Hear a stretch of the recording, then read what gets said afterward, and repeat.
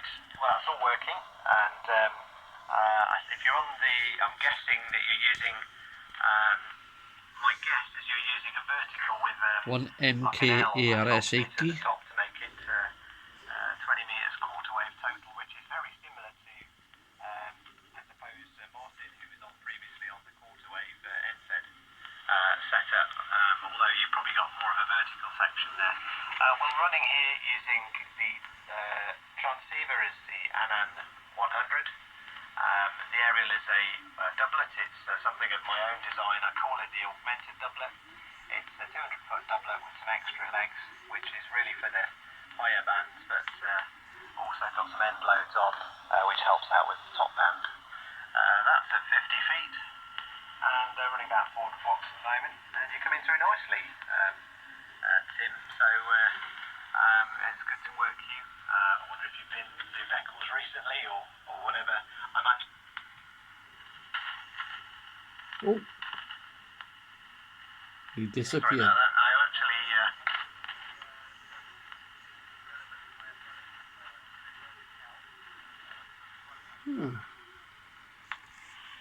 80-meter 5-watt transceiver, Mkars-80.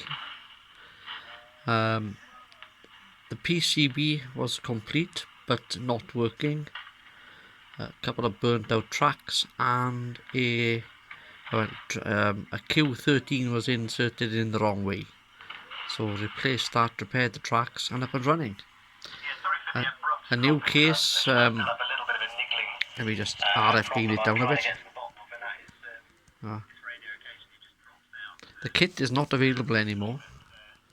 The case, I managed to get the case for it off Steve, off the Radio Kit's website. His email address is there, and he had a couple of cases spare, so I managed to get the case for it, and quite a surprise really. It was laser cut ready. The first ones that came out, you had to cut all the holes for the case out yourself. But this one now is laser cut, nice, working well, very stable. A couple of mods done to the VFO circuit to keep it more steady, more stable. It's polyvaric on tuning. I have got the Varactor tuning diodes here. I could convert it, but I'm not going to bother yet. I may in time buy another case and remount it with polyvaric on 10k 10 turn pot, and modify the LM3, I can't remember, 386 I think it is, and that the audio amp, op amp for the audio circuit, modify that with a proper volume control. There's fine tune a VFO RF gain, no volume.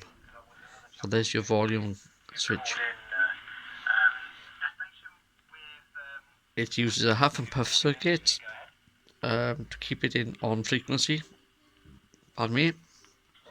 Yeah, there's about 4 or 5 watts output. Uses an IRF 510. Couple of them there. IRF 510s.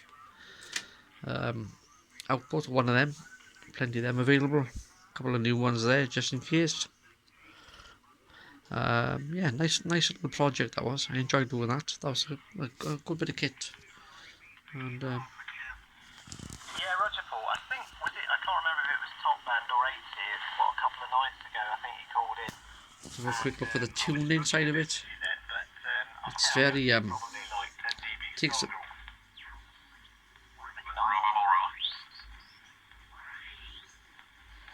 you turn it anti-clockwise to go up, which is a weird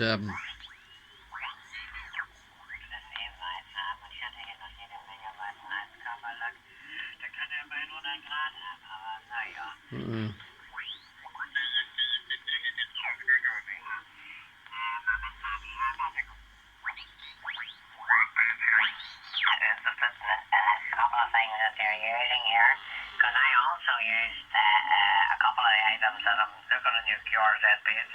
And one, Steve, is the CM2. Okay, well, okay, all right, okay. You've used a couple of amplifiers, and one Yeah, is the ACOM good receiving it. There we are. That's that anyway. it'll level it. That's been my project for the last few days, repairing that. I acquired this through acquired it in a load of unfinished projects I bought.